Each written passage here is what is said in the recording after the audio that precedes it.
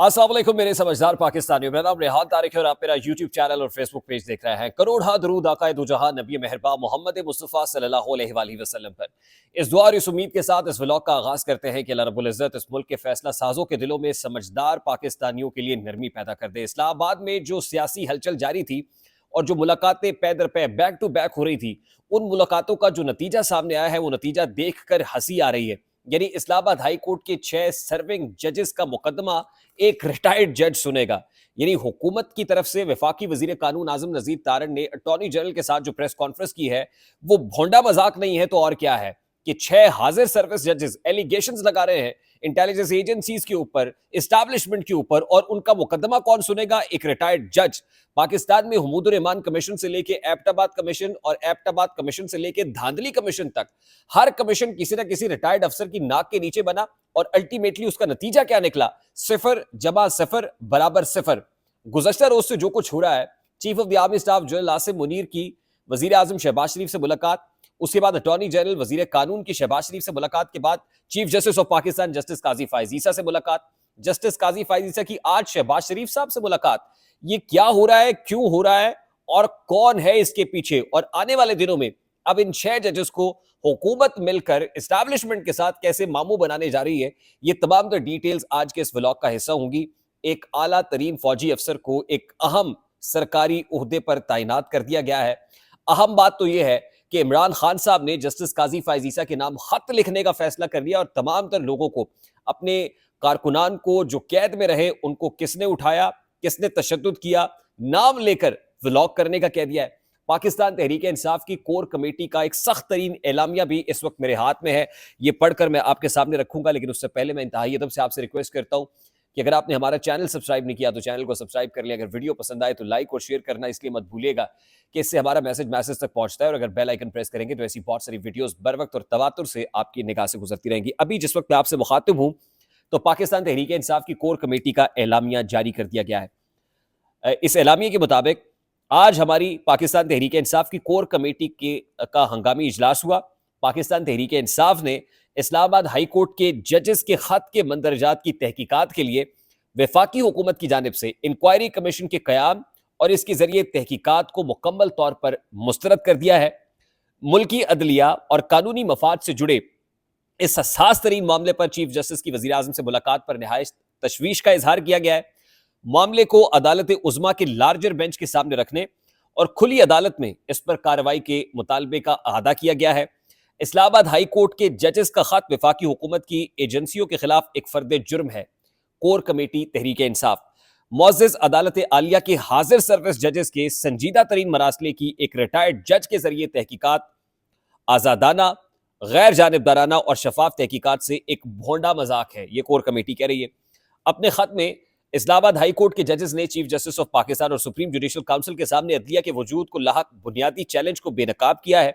Core committee अवाम इसी mandate पर डाके के बलबूते पर वजूद में आने वाली हुकूमत हर लिहाज से मुल्क में जारी लाकानूनियत और गैर आइनी मुदाखलत की सबसे बड़ी बेनिफिशरी है। चोरी के मैंडेट पर बैठा गैर मुंतखब वजीर आजम या उसकी हुकूमत किसी किस्म की तहकीकात करवाने के काबिल है और ना ही इस किस्म की तहकीकात की कोई क्रेडिबिलिटी होगी। Core committee Tehreek Insaf chief justice अदलिया के मुस्तकबिल को टाउटों पर मुश्तमिल इंतजामिया के रहमो करम पर छोड़ने की बजाय साथी जजेस को इंसाफ फराहम करे।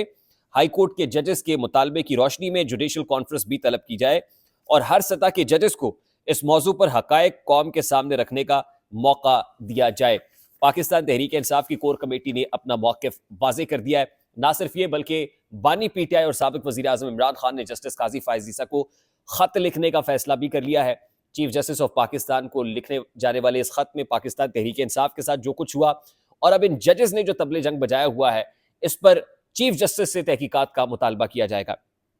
उसके बाद मैं आपको ये बता दूं कि इंतहाई अचंभे की बात है, इंतहाई प्रॉब्लम सम बात है कि जस्टिस काजी फायज ईसा के पास ये मामला आया, सुप्रीम जुडिशल काउंसिल के दायरा कार में नहीं था कि वो आर्टिकल 209 के तहत होती है, तो एटलीस्ट आप सो मोटो तो ले सकते थे। क्या ये मामला इतना हसास नहीं है कि इस पर सो मोटो लिया जाए, 184(3) की जुरिस्डिक्शन को एक्सरसाइज किया जाए?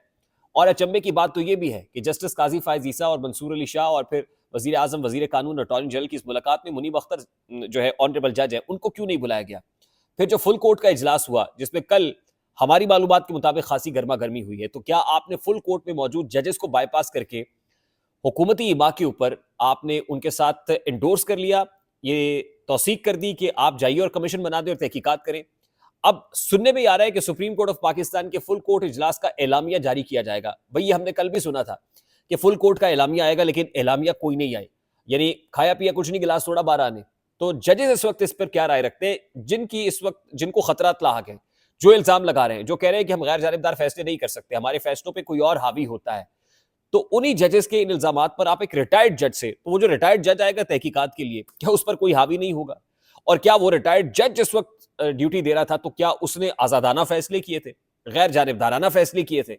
ये बहुत सारे सवालात हैं जो इस सारे मामले को बहुत मशकूक कर रहा है। फिर मैं आपको ये भी बता दूं कि इस वक्त मुक्तदरा ये सोचे हुए है कि जो जिन जजेस ने ये इल्जामात लगाए हैं शुरू से शुरू किया जाएगा। मैं आपको बता दूं कि इस वक्त प्लान ये है, शुरू से करने से मुराद ये है कि इन जजेस के खाते खोले जाएंगे, इनके जो मैल प्रैक्टिसेस हैं वो निकाली जाएंगी, मिसकंडक्ट की कार्रवाइयां होंगी, और कोशिश ये होगी कि इन जजेस ने जो जसारत की है आइंदा मुस्तकबिल करीब या बईद के अंदर कोई कोशिश भी ना करे ऐसा खत भी लिखने की।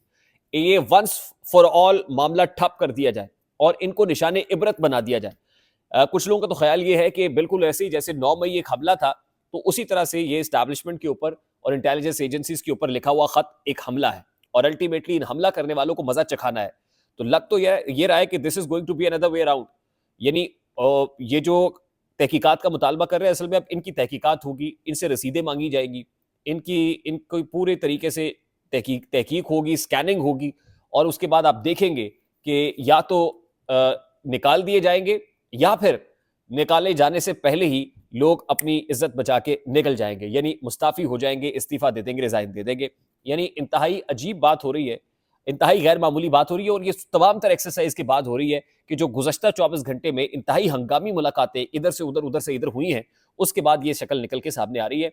अब अवाम इसको मानेंगे, तहरीक इंसाफ तो नहीं मान रही, अवाम इसको मानेंगे। अवाम की नज़र में क्या बेहतर होंगे हालात, या मजीद गंदगी होगी, गंदगी फैलेगी? ये बहुत बड़ा सवालिया निशान है। जाते जाते मैं आपको बता दूं कि वफाकी काबीना ने लेफ्टिनेंट जनरल मोहम्मद मुनीर अफसर की बतौर चेयरमैन नादरा 3 साल के लिए तैनाती की मंजूरी दे दी है। यानी जहां और बहुत सारे इदारों के अंदर रिटायर्ड या हाजिर सर्विस जर्नैल बतौर सरबरा काम कर रहे हैं, तो वहां नादरा में भी मुनीर अफसर साहब की 3 साल के लिए तैनाती की मंजूरी वफाकी काबीना से हो गई है। लगे रहो भाई, प्रोग्राम का जो वक्त है वो अपने इख्तिताम को पहुंचा है। आई होप कि मेरी बात आप तक पहुंची होगी। पहुंच जाए तो वीडियो को लाइक और शेयर करना मत भूलिएगा। चैनल पे नए तो चैनल को सब्सक्राइब कर दीजिएगा। मुझे रेहान तारिक को इजाजत दीजिए, अपना बहुत सारा ख्याल रखिएगा। अस्सलाम वालेकुम।